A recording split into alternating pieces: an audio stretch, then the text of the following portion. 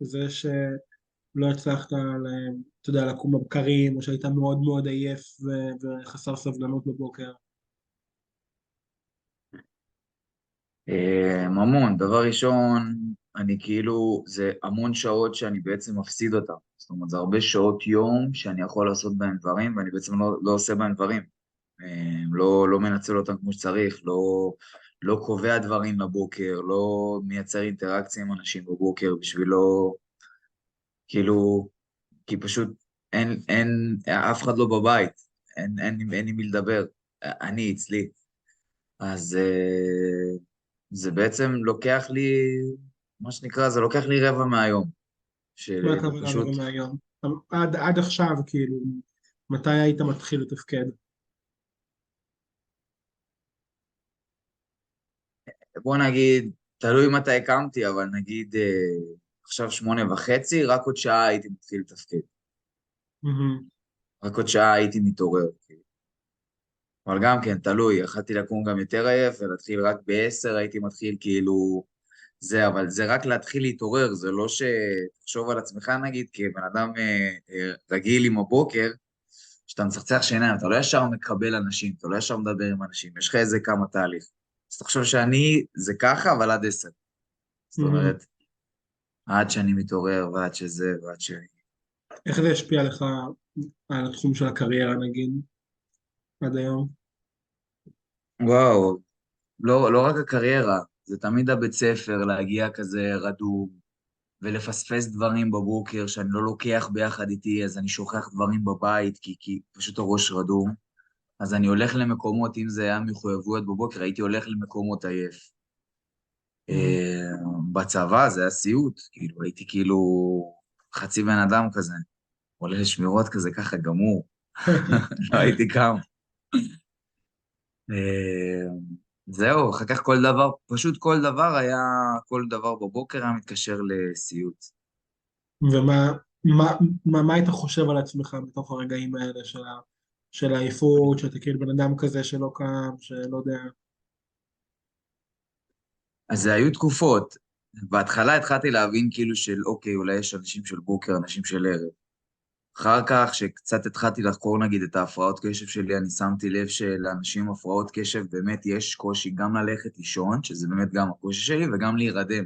זאת אומרת, מהמם. המצב הזה של להביא את המוח לערות ולהרדים אותו, זה שני מצבים שהם קשים, כי אה, הרבה דברים, כאילו, כל הזמן חיפשתי, שמתי לב שמשהו לא בסדר עם העניין הזה של הבוקר, אבל לא ידעתי בדיוק איפה לשים על זה את האצבע.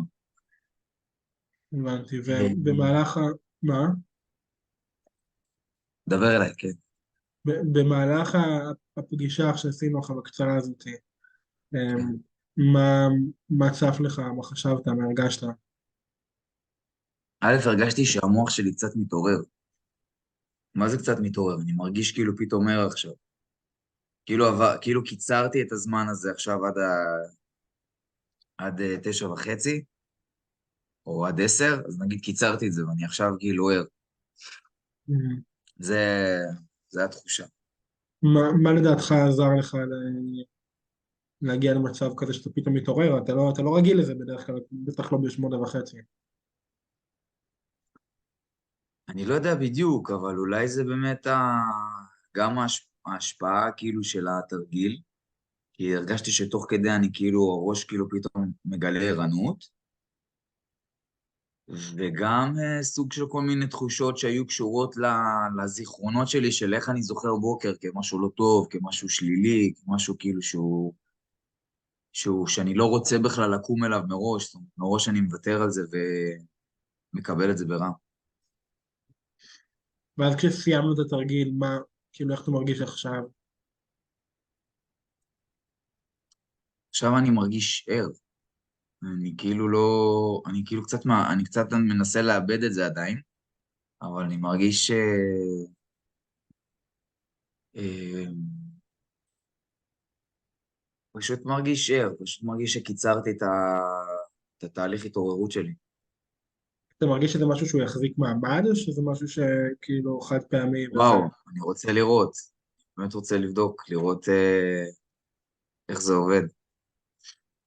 באמת, כאילו, מעניין אותי. מגניב. איך זה לדעתך ישפיע על הקשר כאילו עם חברים, עם האישה, בקריירה, כאילו כשבאמת תצליח לקום ככה? אני צריך את הזמן הזה. אני צריך את הזמן הזה של הבוקר. מלא דברים. אני מניח שאני בעתיד הקרוב אני אהיה אבא, אז אני גם צריך את הבקרים, כאילו, לקום ולתפקד, ולא להיות כזה גמור. זאת אומרת, לדעת יותר לתמרן עם העייפות. מהמם. נפלא. זה העניין. אז כן, מחר בבוקר אתה תגיד לי שאתה פיקס? יאללה, נבדוק את זה. לא, באמת, נבדוק את זה מחר. בסדר. יפה, תומר, תגיד, אבל עכשיו אני באמת כאילו רוצה לשאול אותך, כשאתה חושב על לקום מחר, מחרתיים, עוד חודש, מה, צף לך משהו? לא, זה כאילו פתאום חושב על זה, כאילו, סבבה, בוא נראה אם זה קם לי טוב. כאילו, אני לא חושב שזה יקום לי ברע, אבל אני Mm, כאילו מנסה לחשוב על זה, וזה, ויש לי כאילו מחשבות טובות על זה. חזק. איזה כן, כיף. חזק כאילו, אחרי ממש. שהתעוררת, אחר אפשר לדבר.